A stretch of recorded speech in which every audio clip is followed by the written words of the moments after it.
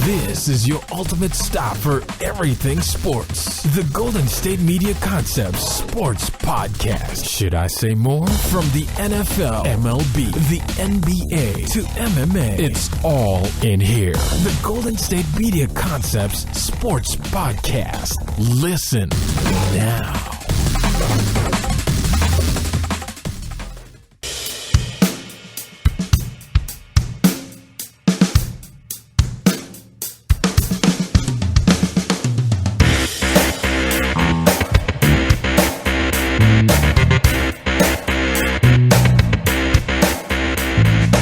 Thank you for listening to the Golden State Media Concepts Sports Podcast, where we discuss all the latest news in the world of sports. My name is Ben. And I'm Anthony. And we are back here on a Friday, leading you into the weekend here, talking a lot of football, as you would imagine.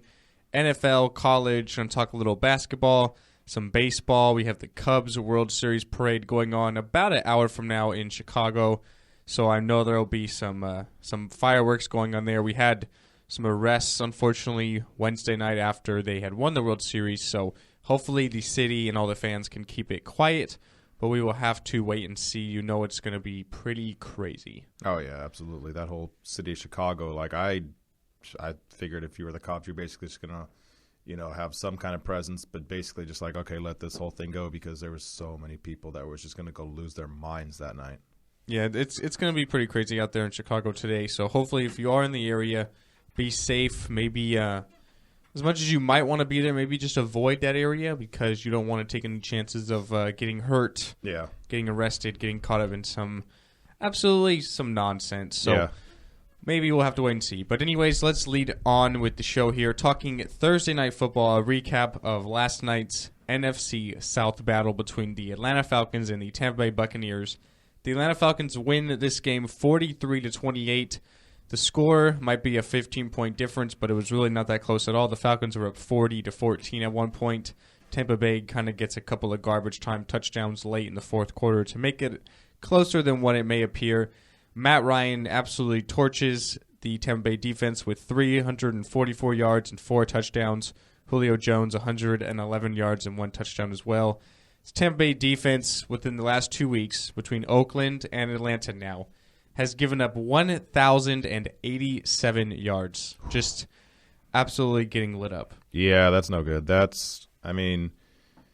You wondered if they could do the same thing, if Atlanta could do the same thing, because it's a short week and stuff like that, and sometimes that doesn't always translate. Sometimes the people that are on the road tend to not do as well, and I guess it wasn't the same in the first half. Second half is really when it kind of got broken open when Matt Ryan and Julio Jones started to do their thing. But, at the end of it, you had 344 yards for Matt Ryan, 111 for Julio Jones. Even Devontae Freeman had a pretty good game with 77 yards rushing, 136 as a collective for the entire Falcons team. And just, like you said, the Buccaneers were never really, after the first half, that in the game. It was always just kind of Atlanta just pulling away slowly. Like I said, a couple of garbage touchdowns. Jameis Winston's stat line at least looked pretty good with 261 yards and 3 touchdowns. But as a whole, it was basically just Atlanta the entire night. Yeah, it was only 20-14 at halftime, lead of 6 for the Falcons at the half. But you mentioned that third quarter right away, Atlanta just going right for the jugular and taking advantage of just a Tampa Bay defense that's really banged up, and their offense as well. They're still without Doug Martin. They did not have Jacquizz Rodgers at running back last night, who had been filling in quite well in Martin's absence. So down their top 2 running backs. Jameis Winston had to leave with an injury. Mike Evans is in concussion protocol now. So it gets just even worse for Tampa Bay, just adding some insult to injury. Now at 3-5, 0-4 at home. Atlanta improves to 6-3, 4-1 on the road. And yet again, it's Matt Ryan really having an MVP caliber season, lighting it up again. Just how good has he been this year? Do you really put him as the favorite for the MVP right now? I guess he's probably in that top 2 or 3 for sure, but do you think he's probably the favorite? And how good is this Atlanta team? So right now he's probably the favorite. This all depends on next week what happens with Tom Brady to see if he can continue to do this, because if he does what he does, then you would assume that he would be at least in the running. Maybe, saw Derek Carr last week at 500 yards, and this week they're going and playing Denver. So if you can do what you did last week, maybe not 500 yards, but throw for 300 yards, say, against that Denver defense, that'll go a long way in making people, take notice for you as far as the MVP goes. And if you look at the Falcons, if you look at the games they have coming up, you got at the Eagles, the Cardinals, at the Chiefs, and at the Rams. So you have a couple games in there. Arizona will at least be a hard enough game. Their team isn't what they've been in the past, but it's still a defense you have to at least focus on. The Chiefs' defense is pretty good. Eagles and Rams, you assume they could probably win those games, because the one thing people have talked about a lot with the Falcons is last year they started really strong, tailed off towards the end. They were assuming that was going to – I was one of those people – that they were eventually just going to kind of regress back to being a 8-9 win team. But so far 6-3, they're looking pretty good. And if they can keep this up and win the division, then that goes a long way with Matt Ryan being MVP.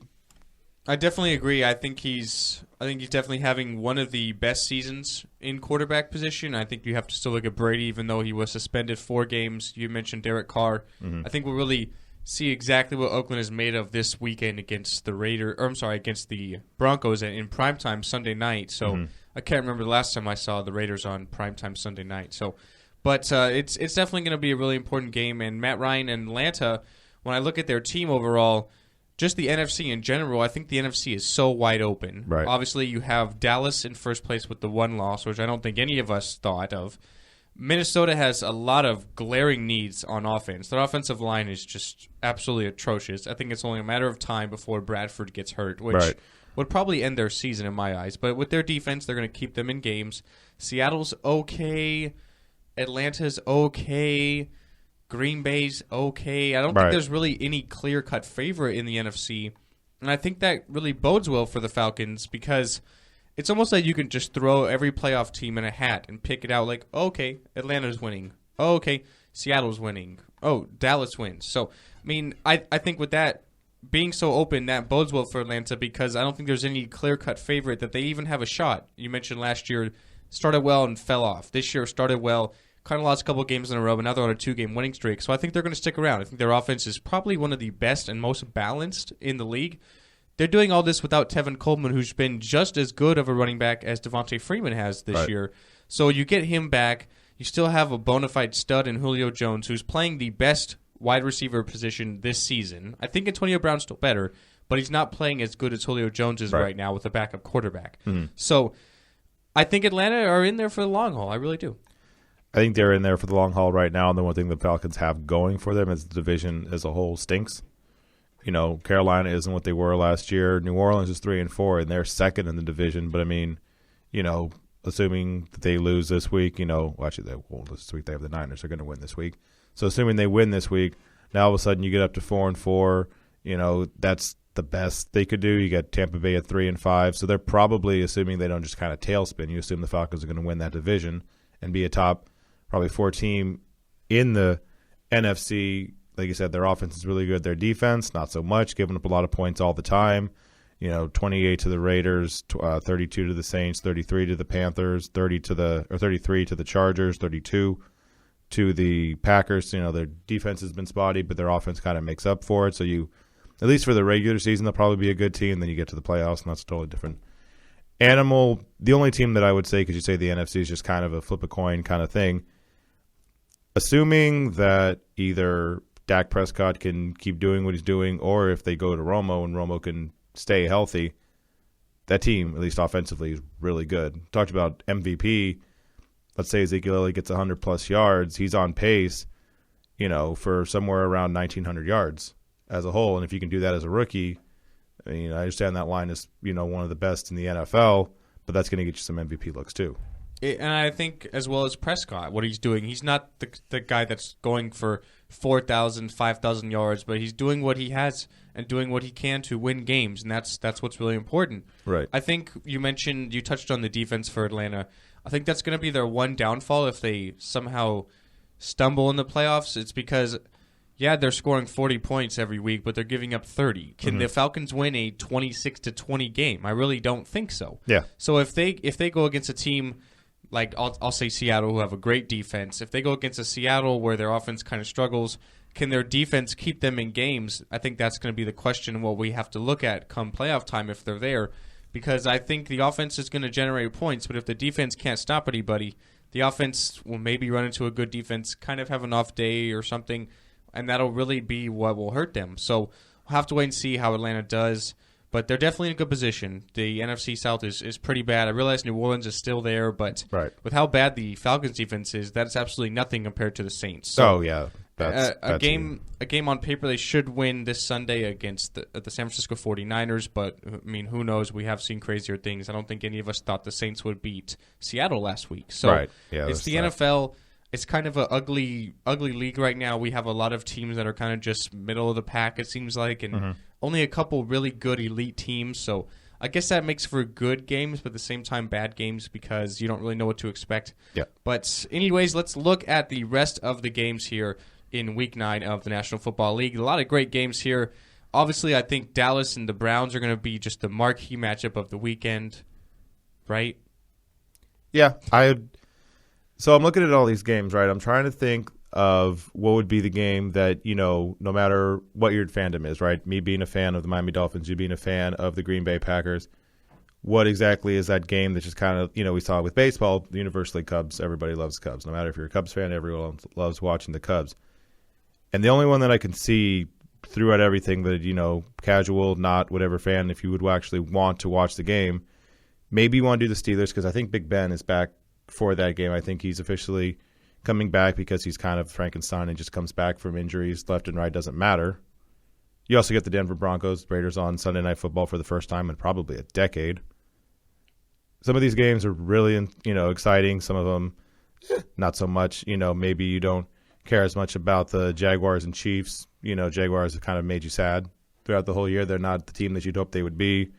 Cowboys and Browns, you assume the Cowboys are just going to blow them out because, I think everyone in this studio has pretty much picked the Browns one week to obviously terrible results.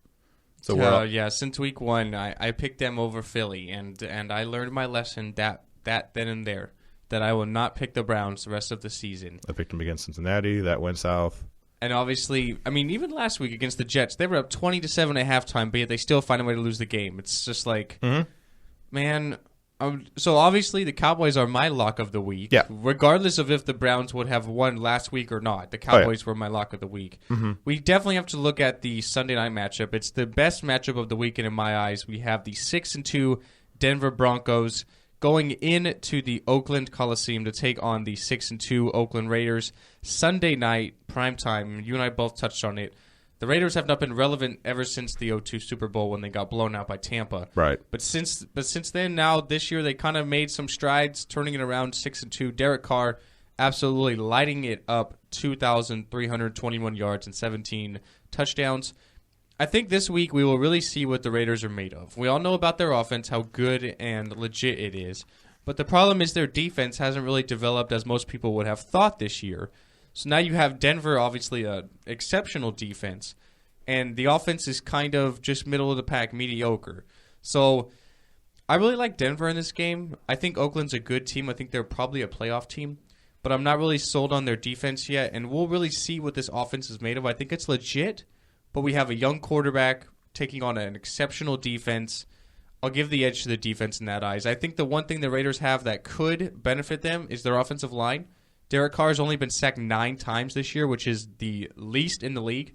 So if they can maybe establish a run a little bit, which they haven't done all year, I think that'll take some pressure off of Carr, but I don't see it happening. So I'll go with Denver on the road. Right. And the one thing, oddly enough, that's a bad thing for the Oakland Raiders is at home. Right on the road, they're 5-0. Home, 1-2. So they're not exactly the same team. They lost to the Chiefs. They lost to the Falcons. So, now you get, like I said, they're 5-0 on the road, so all these games are going to be at home now, and you get the Broncos, it's going to be a tough game, but then you get the Texans, the Panthers, and the Bills. All those are winnable games, so you can kind of get back on track. But at least with Denver, it's one of those things, like you said, that defense is ridiculous, and we saw it last year. Von Miller's still doing Von Miller things. He didn't kind of go off even, didn't slide away, basically, even if he had Dancing with the Stars in the year after the Super Bowl where you kind of get it in your feelings, you're all thinking you're great. Still the same dude as he was last year, still getting sacks left and right. Now you actually have a thing with the Oakland Raiders, their offense, outside of Latavius Murray, because he only has 279 yards. He's not exactly been what you'd maybe hoped he was, but Amari Cooper is one of those, just throw it to him. It doesn't matter. He's going to get it, kind of one of those A.J. Green, Odell Beckham, just kind of throw it up and it'll work. kind of things. Derek Carr has taken pretty much another step that you would hope that he would take. This is being his third year in the league. He kind of kept taking some stats, went from 3,200 to basically 4,000 yards last year. Now he's kind of just slowly progressing a little bit better. He's limiting his interceptions. Last year he had 13. Through 8 games, he only has 3. So he's being able to protect the ball a little bit better. And all of that is great, and all of that sounds great. I'm making it everything rose-colored and everything for the Raiders. But you assume, because that's the great thing they have, right, is their offense. But their defense, they allow 22 or 25.4 points a game, 22nd in the NFL, and they only score 26.9. So it's a give or take kind of an even fight every single time for them. And you assume they're not going to score the 26.9 points because of that Raiders or that Broncos defense, but they're probably going to give up just about the same amount. And I'm going with you. I'd probably take Denver in the game as well. Yeah, I think the Raiders are a really good team. I think they're just not really ready for the limelight yet. You know what I mean? I think they're maybe just a year away. I think they're probably a playoff team this year, but then next year will be the year where we really see them compete and be a legitimate contender. I just haven't seen enough from them within sort of the last few years to say, like, okay, I'll pick them in a primetime game in a big marquee matchup like this. We saw it a few weeks ago with Kansas City. It's like, okay, the Raiders are actually playing really well. Kansas City goes into the Coliseum and absolutely blows them out. So I think I'll expect the same thing. I'll go with Denver. Another good matchup here is an NFC East battle, an important game as well. Philadelphia Eagles and the New York Giants both sit at 4-3. They take on each other this weekend at MetLife Stadium in East Rutherford, New Jersey.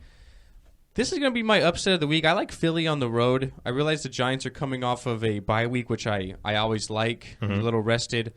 But this Eagles defense is really, really solid. The Giants defense, they invested a ton of money into that defense, and it hasn't really panned out this year. So I think Carson Wentz can sort of manage the game enough to get a victory. This is a team that probably should have beaten Dallas last week. They were by 10 in the fourth quarter, let it get away, and lost in overtime. So I'm going to take the Eagles on the road in a close game, a really, really low-scoring game. I'll say maybe like a 23-17, 23-20 game, something around there. I think this Giants team is a team I was really, really high on at the beginning of the year. I picked them to win the division. But Eli Manning just hasn't really done enough in my eyes. They have no running game. They're having to rely on the pass the whole entire time, and they're not really getting it done. So I'll take Philly. Okay. I would probably take Philly as well. Looking it up right now, Eli Manning hasn't done well against the Eagles the last few times that he's faced them. So you take the last 6 times they've played, he's only 1-5 in the last 6 games, be it obviously at home or road.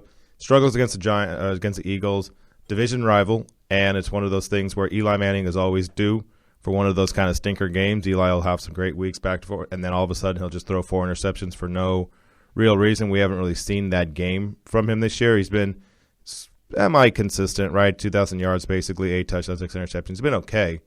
But you talk about that Eagles defense. That Eagles defense is improved from what it was. The whole team, Carson Wentz looks like a solid enough quarterback right now, like kind of doing the Dak Prescott thing of, we don't need you to be everything for everybody. We just need you to basically be somebody who doesn't kill our drives, right? Not somebody who throws, 2 or 3 interceptions every week and makes us have to rely solely on our defense. He's been good enough for them. And then you also take into account someone like, excuse me, Ryan Matthews, who, has always had that injury bug kind of question for him. He's always been somebody who struggles. But, so far he's been okay for them. Not great. He's had a couple of good weeks, be it 77 yards and a touchdown in week 1, 60, 56 yards. He's been okay for them. He also gets you some receiving yards, does enough for you so that way you can keep the defense honest. That way you have to actually rely or, account for him. The Giants have been hit or miss this whole year, and I would go with you. I'd probably say the Eagles.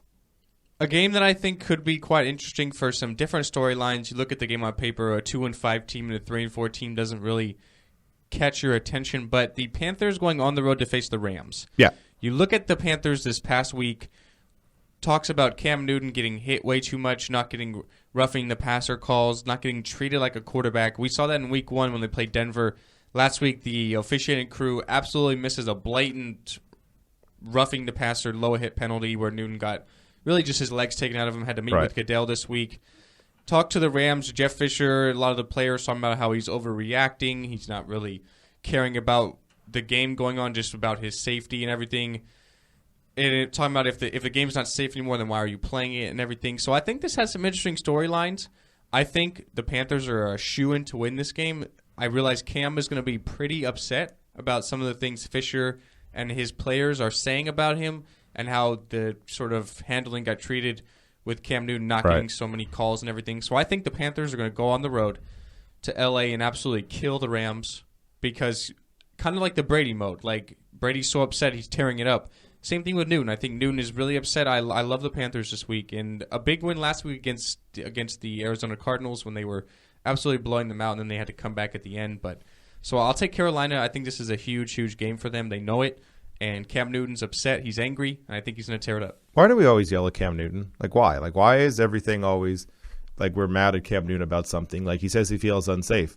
Yeah. Now, to be fair, every position in the NFL, you pretty much feel unsafe. If you're a wide receiver, going in the slot, you probably feel unsafe when you get hit by a linebacker or a safety. And if you're running back, it's basically you have the ball and 11 guys are coming after you.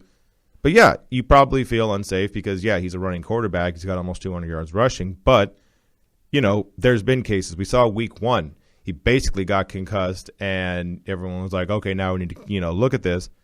But he's not getting the calls that people like a Brady, people like a Manning or something like that when he was playing would get those calls, Aaron Rodgers, whoever else. And, I don't know how it got to like, oh, he's just, basically calling him selfish. Oh, he only cares about him. Like, well, yeah, because he matters to that team more than anyone else. Like, he's as good as, Jonathan Stewart is, or as good as Kelvin Benjamin, or as good as Kuechly, or as good as anybody else. He's the one that matters for that team. He's the one that'll basically, keep the team afloat if he's upright and playing right. And just because the dude is basically 6'5", 245, he's a giant dude. And it's kind of that whole Shaq approach of like, you're so giant, it doesn't look the same if someone hit you, compared to someone who hit either one of us.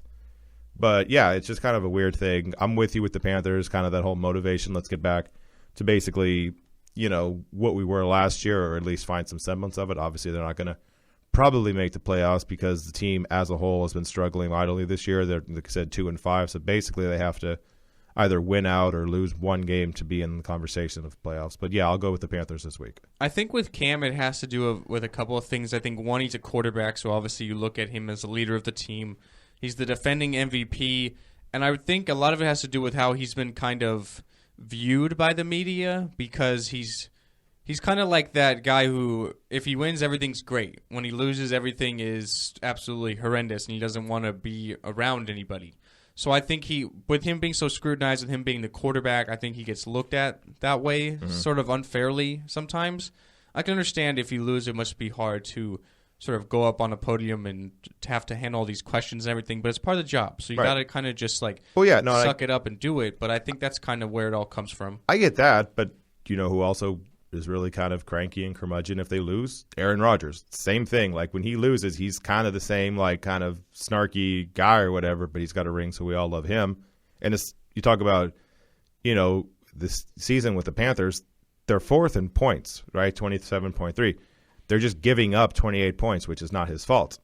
That's not something that Cam Newton can really control at all. Like, yeah, maybe if he throws interceptions, you give the defense a little bit harder of a time to go, but he's been, a pretty good. Maybe it isn't the same as last year when he was MVP, but so I don't know. It's just a weird thing. Yeah, I'm with you, but it's just kind of, I don't know. It's just weird how it happens. I think the jury's maybe out on Rodgers a little bit within the last couple of years. Sure. Since the offense has kind of struggled, it seems like he's doing okay last couple of weeks, but we'll have to wait and see. They have a big game against the Colts this weekend. The Colts obviously cannot afford to go 3-6, and Green Bay can't afford to go 4-4. So. Right.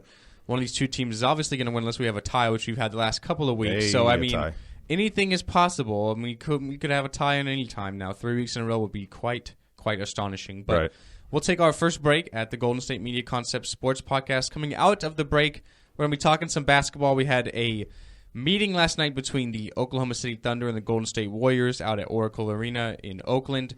The first meeting between Westbrook and Durant since the fallout of Durant joining the Warriors on 4th of July. So we'll sort of recap that game. A lot of great storylines, some jabs thrown back and forth between both guys and the rest of the teams. We'll talk about that right after the break at the Golden State Media Concepts Sports Podcast. Tired of searching the vast jungle of podcasts? Now listen close and hear this out. There's a podcast network that covers just about everything that you've been searching. Hey! The Golden State Media Concepts Podcast Network is here. Nothing less than a podcast bliss with endless hours of podcast coverage. From news, sports, music, fashion, cooking, entertainment, fantasy, football, and so much more. So stop lurking around and go straight out to the Golden State Media Concepts Podcast Network. Guaranteed to fill that podcast itch. Whatever it may be. Visit us at www.gsmcpodcast.com. Follow us on Facebook and Twitter, and download us on iTunes, SoundCloud, and Google Play.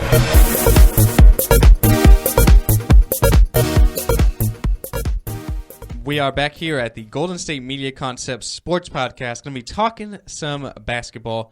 As I mentioned, we had the Golden State Warriors taking on the Oklahoma City Thunder, the first matchup of the year between Westbrook and Durant, the former teammates at OKC for so many years.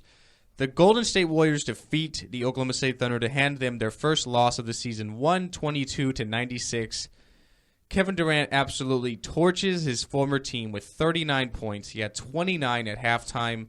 Russell Westbrook really, really struggles. He only shot 4 of 15. He had 20 points, 10 assists, and 6 boards.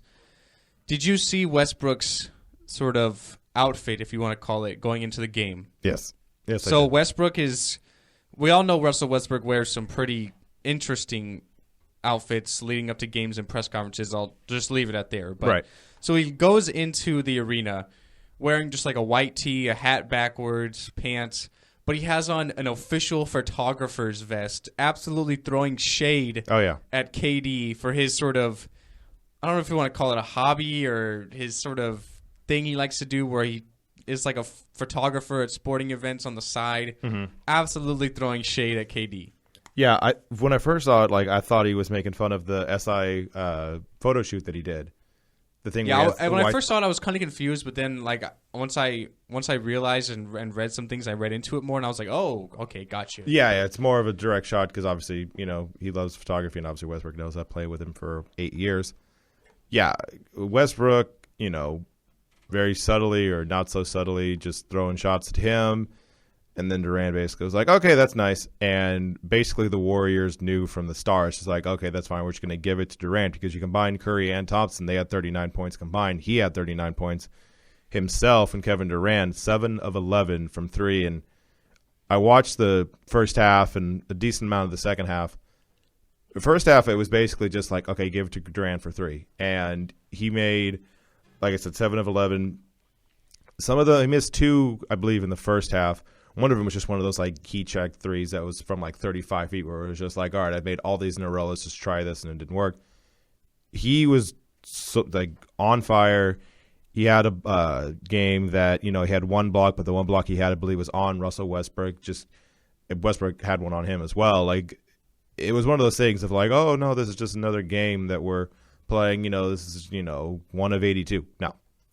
This was one of those things where both of them wanted to basically, it's the ex, right? It's the whole thing of you want to basically look nice in front of your ex. You want to prove that I don't need you anymore. Clearly, Westbrook needs somebody else because that whole team around him offensively is very challenged. He's the only guy that can do anything as far as creating. Oladipo can get you some points and Steven Adams can get you some putbacks or whatever, but it is just Westbrook on that team. And he's been doing well. Last night he struggled, but the night before that, he's been getting triple-double after triple-double. This night, he just ran into a team that, when they're clicking, you can't beat them. When you hitting threes like that, as a whole, with everybody on the team, they were 14 of 30. And if you're doing that, you're not beating the Warriors. I don't care what you have. So my takeaway from this game was you don't poke the bear. The bear being Kevin Durant. So Westbrook throws shade with his outfit. They started trash-talking each other early. A lot of people on the Thunder bench. You have Jerry and Grant, whoever that is, in KD's eyes, obviously, dunking on him early in the game. And then it's like, okay, I see what you're doing there. Mm-hmm. Now it's my time. Yeah. And he absolutely torched them. You mentioned it. I mean, you don't poke the bear. You already know that the Warriors are a much better team than OKC. Like you said, Westbrook after the game doesn't make it a big deal. Oh, it's 1 out of 82. It's only our first loss. We're still in a good position. I'm going to go home now, go into my bed, get a good night's rest, get ready for Saturday. No. All those are true statements in a vacuum. This is one of the games. They're still in first place. All those are great. Also, Westbrook goes 100 miles an hour anyways, but he looked extra like, no, I'm going to dunk on Russ's head every time. Yeah, like this was not just 1 out of 82 for both of these guys. They didn't exchange handshakes prior. Yep. They didn't talk during the game or after the game. The press kept asking both of them, oh, did you say anything to Russ out there? Did you talk to Kevin out there? And they're both like, no, didn't say nothing. Like, didn't even want to sort of even make a comment about it. This was not just 1 out of 82. Like, this was a big game for both of them. Yeah.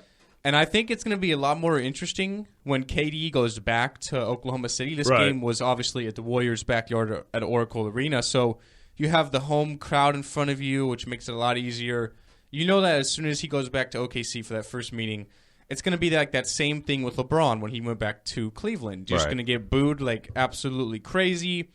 Maybe that'll get to his head, maybe struggle a little bit. You're going to have people, probably sort of making comments about you during the game that are not necessarily the nice things to say, but Right. obviously there are going to be passionate fans, call you a traitor, turning your back on the franchise, whatever. And you look at Westbrook kind of like the hero, the loyal guy who signed a new deal even prior to you leaving and had a year left and didn't wait to be a free agent and then re-sign, just did it prior to the season even starting. So, I mean, you're going to have that happen now wherever you go, and this was just 1 out of 82. No way. This was a big game for both of them, and I guess you can give KD 1 and Westbrook 0 for this one. But, I mean, look at the teams. Like, come on. Right, that's the thing, yeah.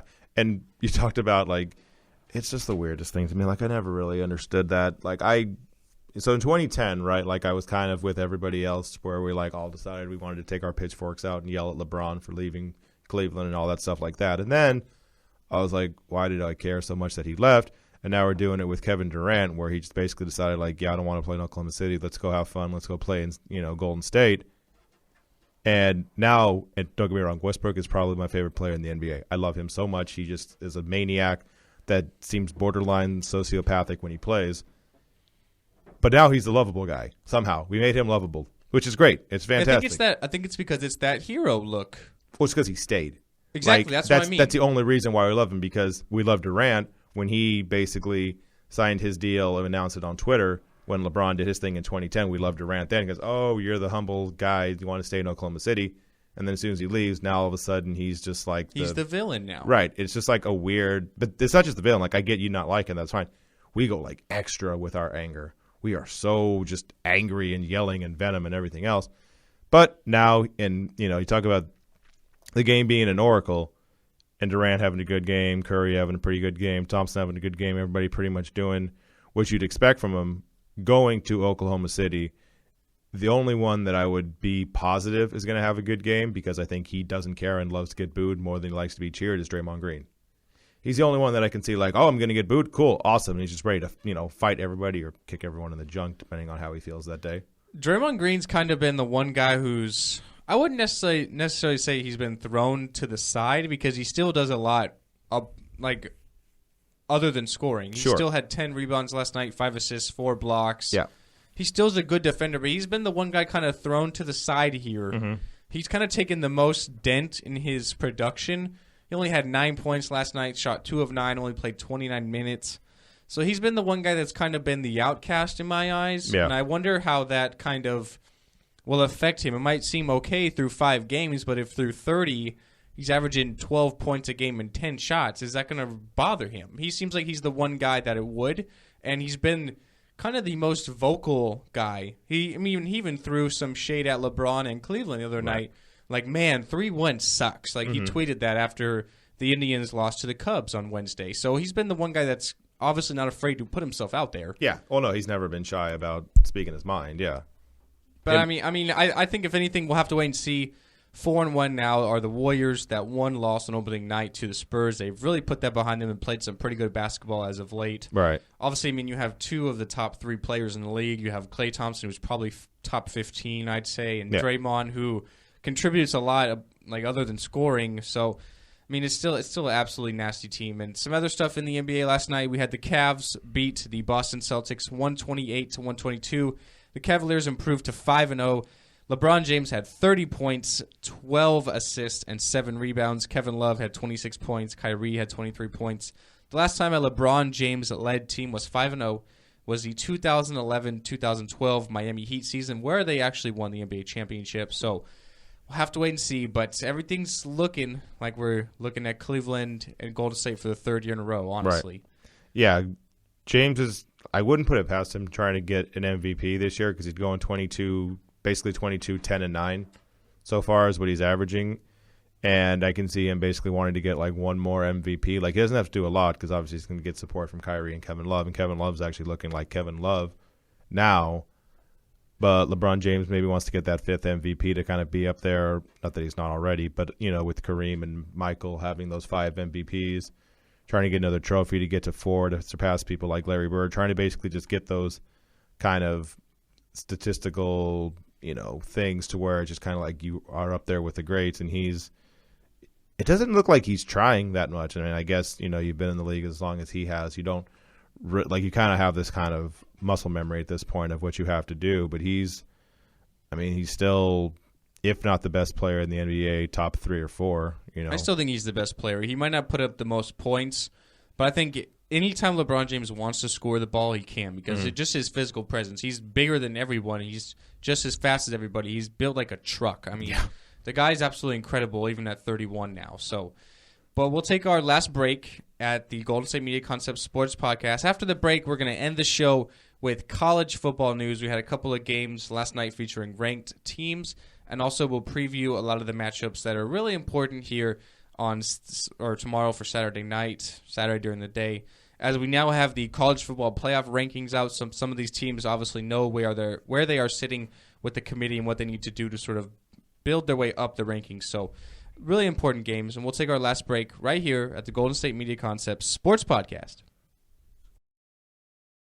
Do you want to be healthier, yet you just don't know what to do? All these shows telling you this and that, but nothing seems to work. Well, listen close. Golden State Media Concepts has got something great for you. The Health and Wellness Podcast dedicated to workout trends, healthy eating habits, diet, and everything about healthy living. Join us in our banters as we help you not just live life to the fullest, but live it to the healthiest.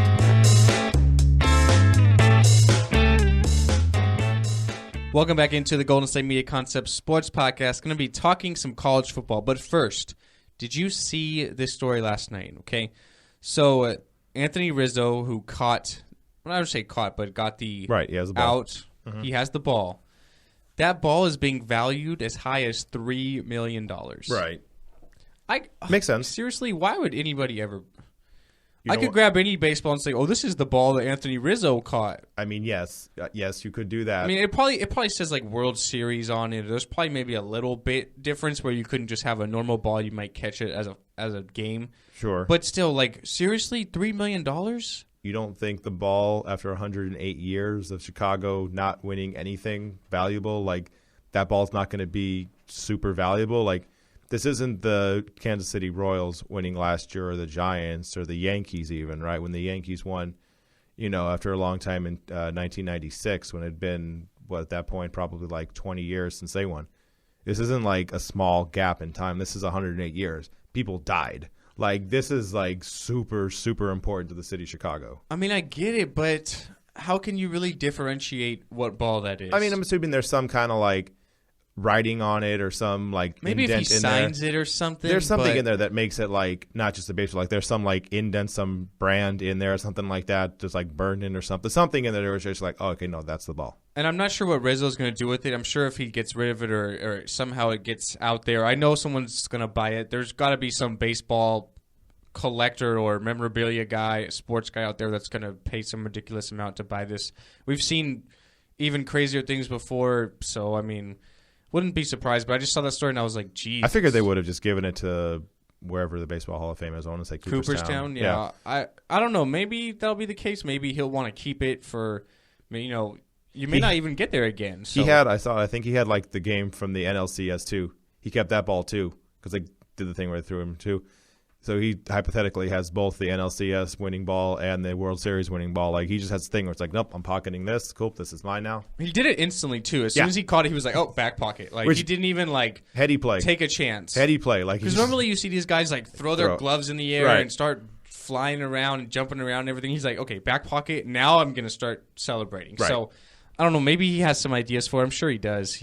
They asked him after the game, "What do you do with the ball?" He's like, "I don't even know right now. Like, I'm just worried about winning and celebrating everything." So. Oh, that whole the post game, what do you call it? Interviews afterwards. All of them just fantastic. Theo Epstein just basically drunk as hell right after the game. Didn't care about anything. Just was having fun. Just says the F word on live TV. Yes, doesn't care. Spraying Bill Murray with champagne. And Bill Murray. Bill Murray, who is the most universally loved person probably in the history of everything. Like, I don't think there's anybody who doesn't like Bill Murray. Yeah, I saw a lot of great things on like Twitter the last couple of days. Like, one guy had a Coors can that he had in his refrigerator for the last like 30 years, and he said he's only going to open it when the Cubs win the World Series. And there's one guy like super old, and he's going crazy after they win. So I saw one where a guy, this is a little bit, I guess, sadder, but like he went to his either father's or grandfather's grave. And he's listening to the radio broadcast. I saw that too. So that was a really heartfelt story. Yeah, no, it's one of those things. Like 108 years, like your grandparents, haven't seen them win a World Series. It's generations of this whole thing. That's why it's $3 million friggin' dollars for the ball, and it's that whole game was just insane and great, and probably the best series I've seen probably in my lifetime, because I really didn't pay attention to the World Series as much when it was the Red Sox in 2004, because it wasn't the World Series that was awesome for them. It was the ALCS coming back 3-0. This was like World Series wise probably like the best one I've probably ever seen.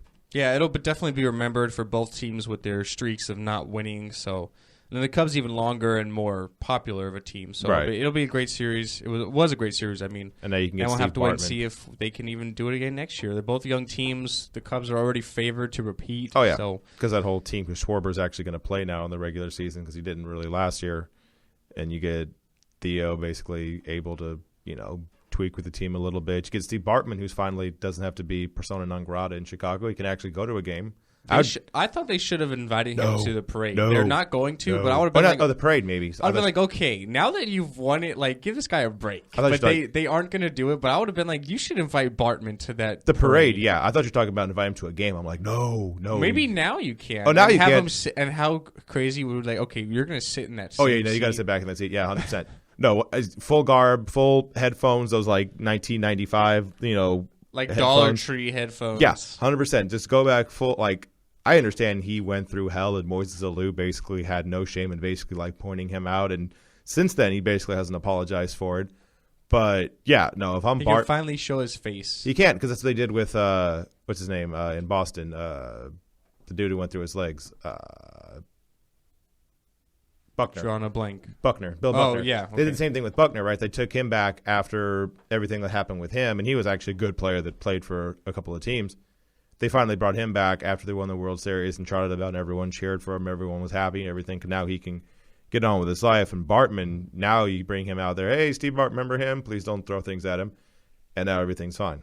Yeah, well, I mean, it's definitely a great thing the Cubs won the World Series. I know you and Alex talked about a lot of it yesterday, but we'll have to wait and see now. Baseball starting up again in April, so we have about a 5-6 month hiatus, but there's always winter meetings and trades, free agents to talk about, which will be around the same time. But let's talk about some college football now. Had a couple of matchups last night featuring ranked opponents. So number 14 Oklahoma defeats Iowa State 34-24. Kind of a game you would not expect to be so close. Iowa State 1-7 going into the game. Baker Mayfield throws for 328 yards and 4 touchdowns. He's thrown for at least 4 touchdowns in 4 straight games now. So Oklahoma sit at 6-0 in the Big 12, but 7-2 overall. I think Oklahoma, Baylor, West Virginia, whomever in the Big 12 just have absolutely no chance. The Big 12 I think they've just shot themselves in the foot the last couple of years, and they have no shot of getting into the playoff. Yeah, they're not going to get in this year. Oklahoma made it last year to the college football playoffs, but with losses to Houston, losses to Ohio State, those 2 losses. If you had 1 loss, they might be able to get in, but with 2 losses, you're pretty much left out unless it basically goes full chaos with like Alabama and Clemson if they start losing a couple of games. But outside of that, yeah, it doesn't look good for Oklahoma because of all the teams that you would probably choose, they would probably be the team. Like, I guess you would have gone with West Virginia if they had stayed undefeated, but now with a loss, they're not looking as good. Baylor is one of those teams where you kind of like them a little bit. The offense is always fun. But, with the loss to Texas, and Texas basically being a middle-of-the-road at best team, it doesn't look good for, like you said, the Big 12. Yeah, I just think the lack of a conference title game and no real legitimate team is just – and now they're not going to expand either, so I think they're just kind of – I think it's the beginning of the end in the Big 12. I think we're going to form some even more powerful conferences. I would expect Oklahoma and Texas maybe to jump out to the West Coast. A couple of teams maybe go to the SEC. I don't know, but that's the thing. Yeah, you basically just take the two best teams in the conference, which is, recruiting wise, which is Oklahoma and Texas. Kind of put them in another big conference. You take everybody else, you just kind of spread them out. So, we'll have to wait and see. Obviously, they're still doing quite well, 6-0 in conference play, 7-2 overall. And last night, number 15, Colorado defeat UCLA 20-10. The Buffaloes improved to 7-2 and 5-1 in the Pac-12. So now let's talk about some of these games here at the Golden State Media Concepts Sports Podcast here in the college football world, the college football landscape.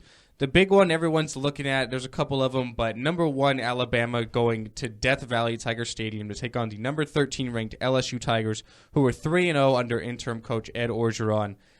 I can't bet against Alabama, so I'll take them. But you know what? I think LSU's probably going to give them their toughest game of the season. We looked a couple weeks ago with Texas A&M, 19 points favored. Like, oh, wow, that's way too much. And what do? They win by 19 to Alabama. So I think this is going to be the toughest game of the season. LSU right here. It's on the road. LSU capable of beating Alabama. Good physical team. A lot of physical matchups. Leonard Fournette at running back. Right. So I can't bet against Alabama. I can't bet against Saban. But LSU are playing really well under Ed Orgeron. They're averaging over 40 points. So I think they'll keep it close, but I think Bama will win. Yeah, and you look at something like with Leonard Fournette, I'll take Alabama too. You look at something with Leonard Fournette, this was last year in college football when we've seen how good he's been. Over his time there, 284 yards against Ole Miss on October 22nd, 3 touchdowns. He's had over 100 yards in every game. He's looking like the Leonard Fournette that we all hoped he would be. But if you remember last year when LSU finally went to Alabama, because the same thing last year, he was kind of that, just beast of a running back, getting yards left and right, 150, 180, 233, 244, 228, just racking up yards left and right. Everyone's like, oh, he's a Heisman Trophy winner.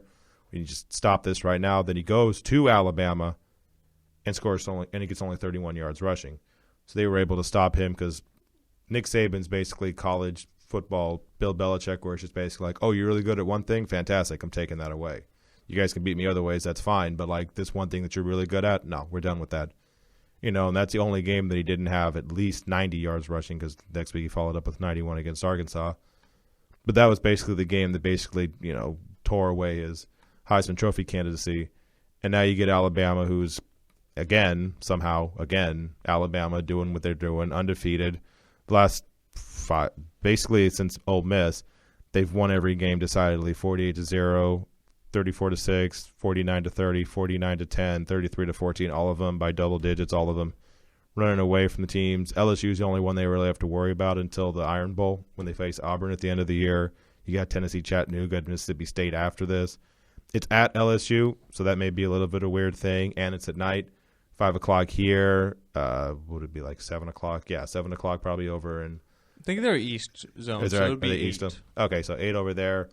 So that night game maybe gives you a little bit of pause, but I mean, you give Nick Saban this amount of time to prepare for a team because the last time they played was Texas A&M, and that game. I think 2 weeks. 2 weeks. So yeah, they had a bye week last week. So you give him, like I said, that much time to prepare for a team, and it's never usually good for the other team when that happens. It's a good point. I hadn't thought of that, but that's a really good point as well. And you talked about Belichick. Well, Saban actually coached under Belichick on that Cleveland Browns staff, so he knows a lot about Belichick and how his sort of mind works and everything. The other good matchup is a top 10 matchup. Number 10 Nebraska goes on the road into the Horseshoe to take on the number 6 Ohio State Buckeyes. Ohio State's a 17-point favorite, which I kind of have my eyes open at that because Ohio State the last couple of weeks not looked very good. They lose to Penn State. Last week they defeat Northwestern at home, a game you'd think they'd really recoup from their loss and blow out the Northwestern team, but only won 24-20.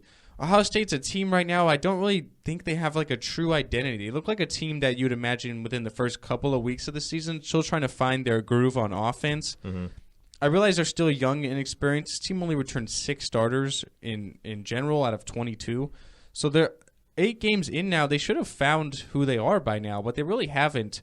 But you look at Nebraska, they kind of remind me of Iowa from last year, a team that we know nothing about because they haven't really played anybody. They only lost by 7 last week to Wisconsin on the road, which is a game I thought was closer than I thought it was going to be. I thought Wisconsin would win by a lot more. That defense is so legit out in Madison. But Nebraska kind of competed. Being on the road against Ohio State, night game, prime time, I don't think that bodes well for Nebraska. I'll take Ohio State. I'm not really sold on the Buckeyes, but I am against Nebraska because I don't think they're that good of a team. Right, and the thing you're doing with Ohio State is you're taking into account the last 3 weeks, right? They only won by 7 against Wisconsin. They lost by 3 to Penn State, and they only won by 4 to Northwestern, right? So it's one of those things where before that they were winning 58-0, 45-24, 48-3, 77-10, destroying teams. So you would assume they would be doing that going forward. Wisconsin, that was in the middle of Wisconsin's. I mean, that was one of the worst stretches I've ever seen for a college team to go when they were facing ranked teams every single week. Penn State, letdown game after a division game. Northwestern, you're kind of getting it back a little bit. You won by 4. Now you actually have to focus against Nebraska. I'll go with Ohio State. I think they understand that basically as long as they can stay undefeated up until Michigan, they have a shot to be in the playoff, right? Because if they stay not undefeated, but they stay with only 1 loss up until Michigan and they win, say convincingly, that may push them into the top 4 because we've seen that the committee basically doesn't like Washington, right? They took them out as for LSU, and if Ohio State, who Urban Meyer, if not, this is probably the second best coach in college football behind Nick Saban, because I don't think you can really beat Saban. Urban Meyer's got 3 national titles, and if you're the committee, you probably assume he can do just as well, against any other team scheming. He has the talent, like I said, only returned 6 starters, but start of the year, that team looked amazing. This team looked like some team that you absolutely would contend for the national championship. JT Barrett's been okay. He's not been great. He's been, kind of regressed to someone who's, probably may come back next year. You don't think he's going to jump to the pros just yet. He's a junior, so he's got another year of eligibility.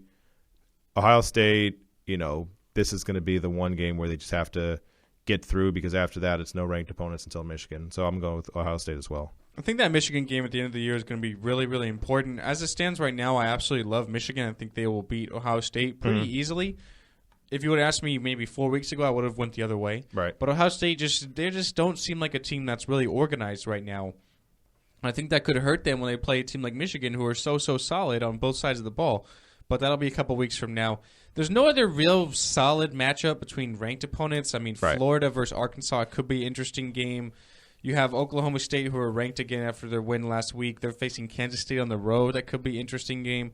But I guess we'll look at Washington against Cal. Right. So the number 5 Huskies go on the road to Berkeley to take on the 4-4 Cal Bears. The over-under 78.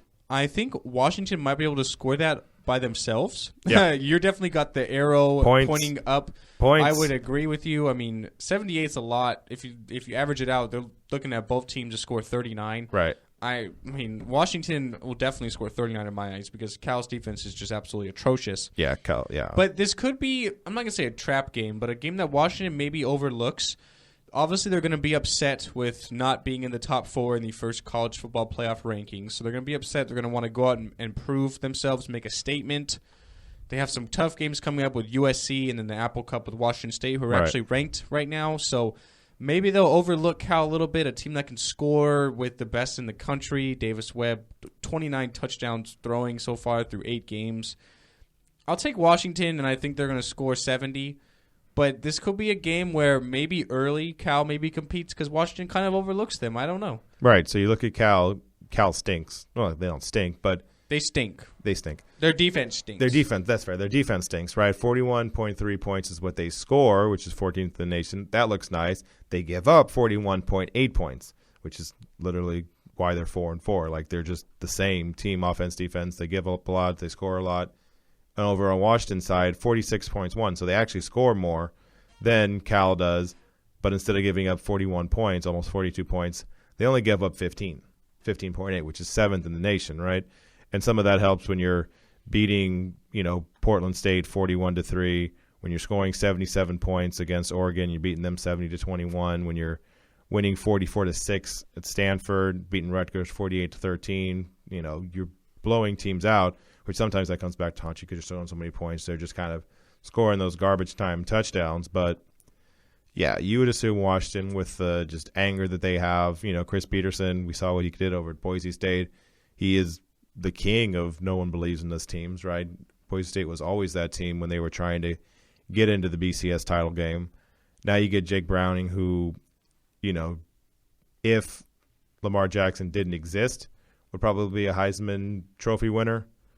But with all that said, he's still, one of the top 2 or 3 quarterbacks in the nation, and you just assume they're going to score, call it 50 to 60 points a game, because that's just how Washington does. That's how Cal's defense does. How Cal defeated Utah, I will never know. But a few weeks ago they did, and it was a low-scoring game. It was 28-23, but I mean, I don't know. Like I said, we always see something crazy in college football every week. A lot of great matchups here, hopefully, for some of these teams fighting for a playoff berth, like Louisville. Right. Texas A&M is currently 4th right now, so they have a game on the road against Mississippi State, so they can't really falter if they want to stay up there. So a lot of interesting games, a lot of important games as we wind down in the last few weeks of the college football season, and then we get closer to December. We find out who's going to be in these New Year's Eve bowl games for the semifinals and everything. So that'll be it for our show today at the Golden State Media Concepts Sports Podcast. But I feel like we had an absolutely great show. For Alex, who's not here, my name is Ben. And I'm Anthony. And we will be back on Monday to recap the weekend in sports. We hope you enjoy the show. We hope you have a good day and a good weekend. See you later, guys.